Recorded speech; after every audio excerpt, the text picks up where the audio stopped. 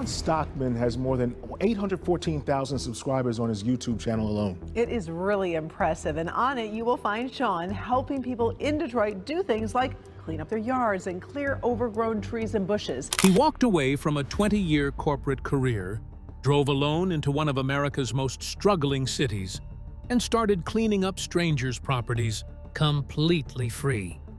That's the story people think they know. But one afternoon in Detroit, Shawn Stockman was alone on a property when something happened that stopped him cold. In his own words, it could have dramatically changed his life. He posted about it, still visibly shaken. And here's what makes that moment so striking. It wasn't a turning point. It was just a Tuesday.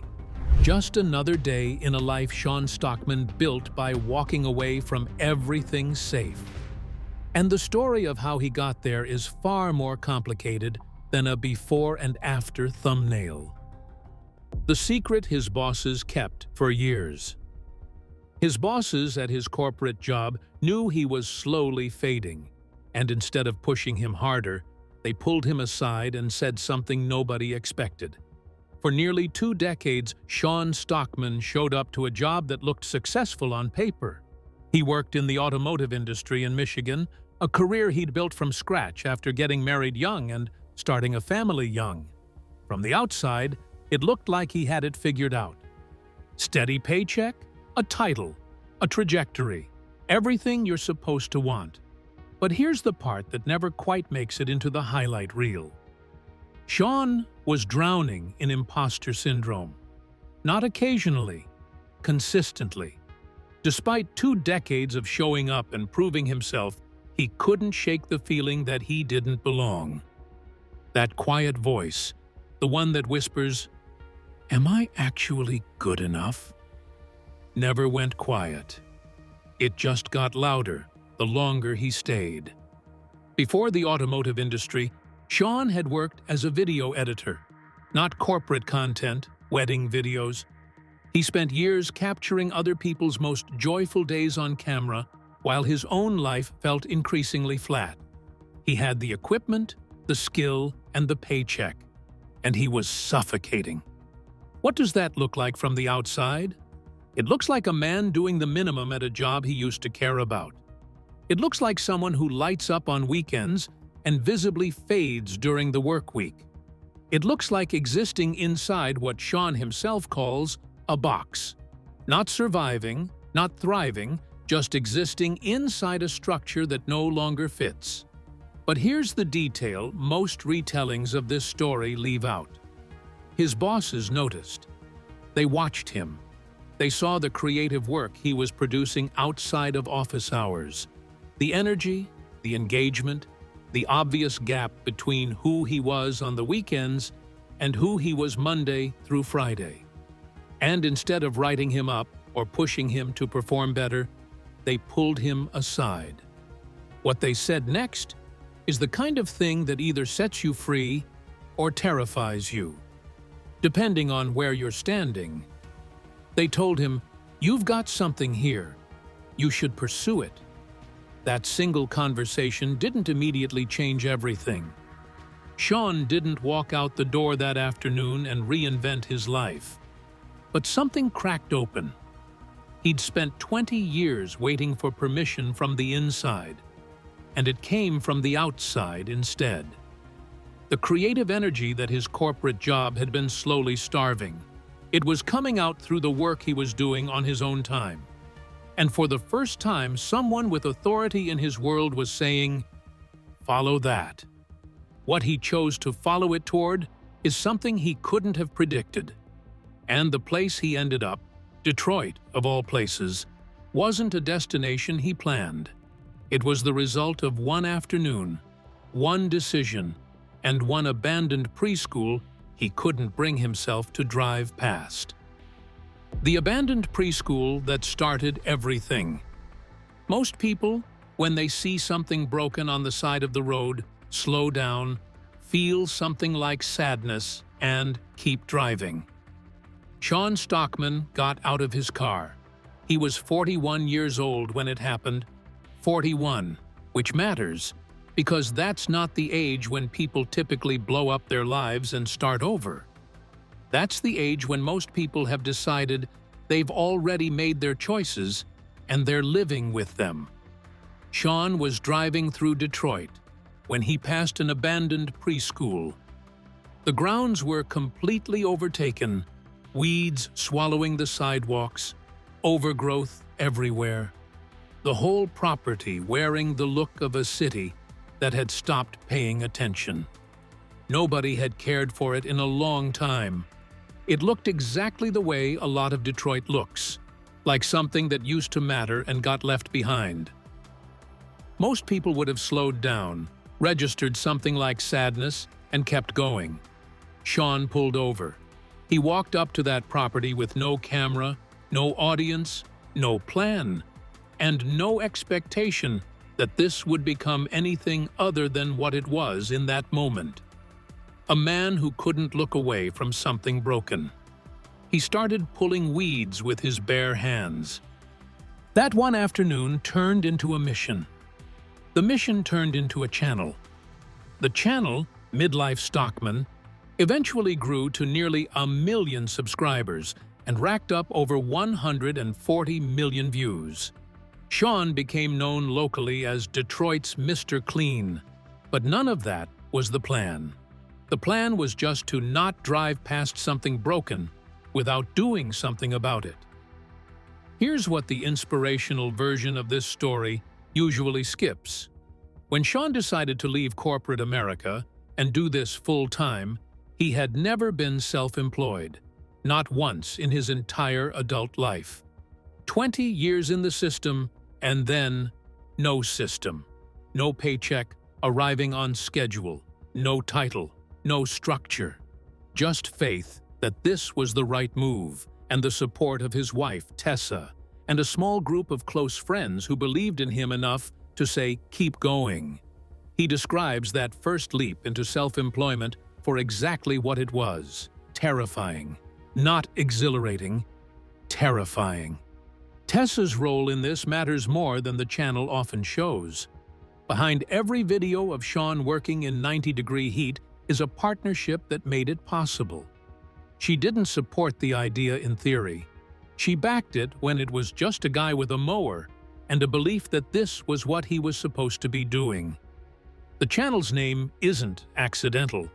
Shawn was 41 at that preschool. What most people call a midlife crisis, he calls a midlife mission. But those two phrases aren't as different as they sound. Because what came next in Detroit was not clean, not tidy, and not safe. It was dangerous in ways nobody fully warned him about. What Detroit doesn't warn you about.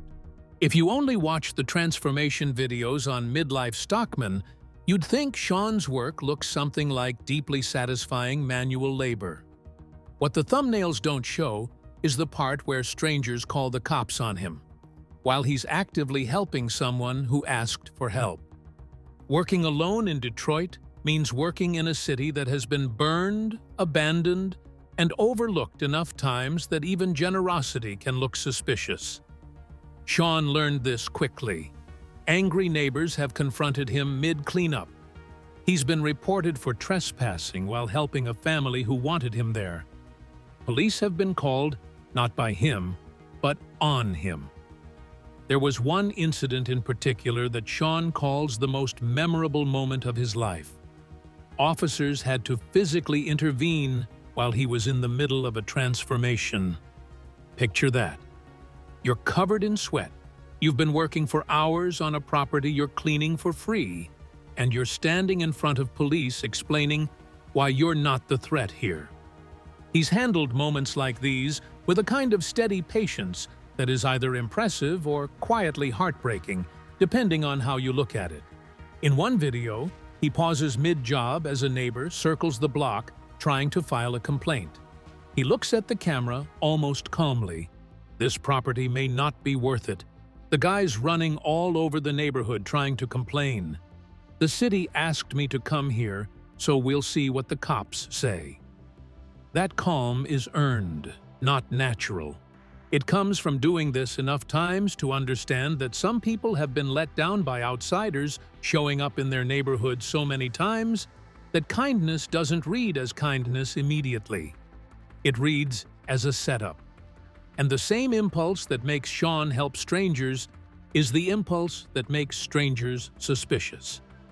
You can't separate those things. They're the same thing. But the confrontations are only half of what makes this work hard. The other half is purely physical. Shawn has worked in 90-degree heat with a shovel, transforming properties that most people wouldn't step foot on. Some cleanups run close to 3 full days, multiple tool changes, multiple cases of water, every piece of equipment pushed to its limit. This is a 43-year-old man grinding his body through conditions that would stop most people before lunch. Property after property, month after month. And then there was the afternoon that hit differently from all of them. Shawn was alone on a Detroit property, a routine cleanup, nothing to suggest anything would go wrong, when something did. He posted about it afterward, still visibly shaken, said he was standing there filming, feeling very thankful to be okay, that it was a real scary moment, that it could have dramatically changed his life. He called it his closest call yet. He kept working the next day. He went back, and the cameras never fully captured how much that cost him. The faces. He can't forget. For every property Shawn transforms, there's a face. And some of those faces are the kind that stay with you long after the grass is cut and the camera is packed away. There was a woman in Detroit who had been praying, literally praying. Shawn showed up at her property unannounced, and when she realized what he was there to do, that a stranger had driven to her home with equipment and was offering to help her for free, she broke down completely. Through tears, she told him, "I've been praying for somebody to come help me." Think about the weight of that sentence. Not hoping, not wishing, praying. There was a person in this city sitting inside her home, looking at a yard she couldn't manage, and her only option felt like prayer. And then, one day, the help actually came. That pattern plays out again and again in Shawn's work, but each time with new details that say something different about the community he's working in. There was Linda, 58 years old, disabled, hard of hearing, living with cerebral palsy that affected her speech, her balance, and her ability to walk without a walker. Her backyard had become completely unmanageable, not through neglect, but through circumstance. The overgrowth wasn't a choice. It was what happens when someone has no way to address something and no clear path to getting help. Shawn got her story through an email. He showed up. He spent days on that yard. And what he gave back wasn't just a cleaned property. It was her ability to feel at home in her own home. There was a single mother whose yard had become actively dangerous for her children. Not just overgrown, hazardous. The kind of space where kids can't safely play. When Shawn finished that cleanup, he didn't just return a yard. He gave those kids somewhere to be kids. There was a veteran whose property had spiraled out of control, not from laziness or indifference, but from the relentless accumulation of difficulty that doesn't pause because your lawn needs mowing. Shawn showed up and handled it without making it a bigger thing than it needed to be. And then there was a woman named Erin who answered her door on a Monday in July to find Shawn standing on her porch in 90-degree heat with a shovel. She thought he was selling cable, Verizon, maybe DirecTV, some guy at the door with an angle. When she understood what was actually happening, her face changed completely. "I have been waiting for this day," she told him. After the cleanup was done, Shawn said he used just about every tool he owned on that property. He said it looked so good, said it was so satisfying to watch. What's easy to miss inside each of these stories is the emotional weight Shawn carries out of them. He doesn't just clean yards and drive away clean. He absorbs these situations. The woman who was praying, the 58-year-old with the walker, the veteran, the kids. Each story doesn't end when the truck pulls away. It stays. And over years, it accumulates into something that no amount of ad revenue or subscriber growth can address. And that accumulation is quietly building toward a cost that this story hasn't fully reckoned with yet. The house that almost broke him. Shawn has documented a lot of painful properties, but there is one specific home in Detroit that stands apart from everything else he's shown. Because this wasn't just an overgrown yard or a property in disrepair. This house was nearly condemned, and a family was still living inside it. Let that settle. A home so deteriorated, it was close to being declared unfit for human habitation, and people were still calling it home because they had nowhere else to go. Shawn documented it. He showed up with his camera and his tools, and he documented it not to exploit the situation, but because he understands that part of this work is bearing witness, showing the people who live outside these neighborhoods what is actually happening inside them, making visible what the city would rather not see. What the footage captured is what happens when life overwhelms people so completely that maintaining a home becomes impossible. When illness stacks on top of poverty, stacks on top of years of being overlooked, until the walls around you start to reflect the weight of everything that has gone wrong. The house stops being just a house. It becomes a mirror of the struggle inside it. What do you do when you're trying to survive inside something that's falling apart? You wait. You hold on. You try not to think about how close to the edge you are, and you hope that someone notices before it gets worse. Shawn noticed. He showed up. He worked. But here is the thing about a home like that. You can clean a yard in a day. You can transform a property over a weekend. You cannot fix what led to a home being nearly condemned. You cannot undo the illness, the poverty, the years of being invisible to the systems that were supposed to help. You can make the outside look like someone cares, and then you have to leave, and the family goes back inside, and the walls are still what they are. Shawn has talked about this honestly, that work like this takes something out of you, that the emotional labor of absorbing other people's hardest moments doesn't wash off with the dirt at the end of the day. It accumulates.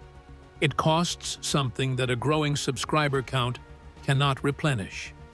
And it has accumulated over years, over hundreds of properties, over every woman praying alone in her house, every disabled homeowner with nowhere to turn, every family one city inspection away from losing the only roof they have. The transformations are real. The gratitude is real. But the full version of this story, the one Shawn actually lives, includes a man who has made other people's pain part of his job description, and who is slowly learning what that truly costs. What success actually costs nearly 1 million subscribers, over 140 million views. Detroit's Mr. Clean. By every visible metric, Midlife Stockman is a success story. But look more closely, and something else comes into focus. When you've built a platform on showing up for strangers in their hardest moments, success arrives with a different kind of pressure than most people imagine. Nearly 1 million people watching, expecting new content, expecting that the next video delivers the same emotional payoff as the last. The algorithm rewards consistency above everything else. And consistency, when you're doing 90-degree physical labor alone in a city that sometimes calls the cops on you while you're carrying the emotional weight of dozens of people's hardest stories, is not free. Shawn has built a sustainable operation through multiple income streams: YouTube ad revenue, a Patreon community, merchandise, and equipment partnerships with companies that supply the tools the work demands. The community funds the resources that keep services free for the people who need them most. That model is real and it functions. But sustainable income and running on empty are not mutually exclusive. A person can make money and still be depleted. Those things can be true at the same time. Shawn used to run marathons. He hasn't run one in about 5 years.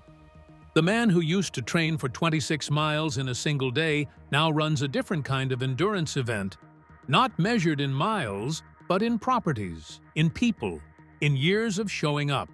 Not a finish line, but a direction. Not a race, but a life. The channel's name carries more truth than it first seems to. Shawn was 41 at that abandoned preschool. What he found there wasn't just a yard to clean. It was a direction, a purpose, an answer to the question 2 decades in a corporate box couldn't answer. But purpose doesn't erase the hard parts. It just makes them feel worth it. Most of the time. And here is what sits at the center of all of it. The part of this story that is genuinely heartbreaking rather than simply inspiring. One man cannot save everyone. No matter how many hours Shawn works, no matter how many properties he transforms, no matter how many before and after videos reach 1 million views. There is a woman in Detroit right now who has been praying for someone to show up. There is a veteran whose property is getting further out of hand every week.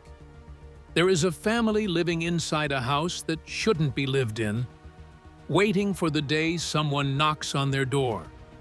Shawn Stockman showed us what it looks like when one person actually shows up for their neighbors. And in doing that, in making the invisible visible, he also showed us just how many neighbors are still waiting, still holding on, still praying that the truck turns down their street next. That is the heartbreak. Not what was lost, but what hasn't been found yet. What are your thoughts about the story of Shawn Stockman from channel Midlife Stockman? Share with us in the comments below. If you enjoyed this video, be sure to like and subscribe to our channel. For more interesting stories like this, be sure to click on the next video that pops up on your screen. You never know what you'll discover next.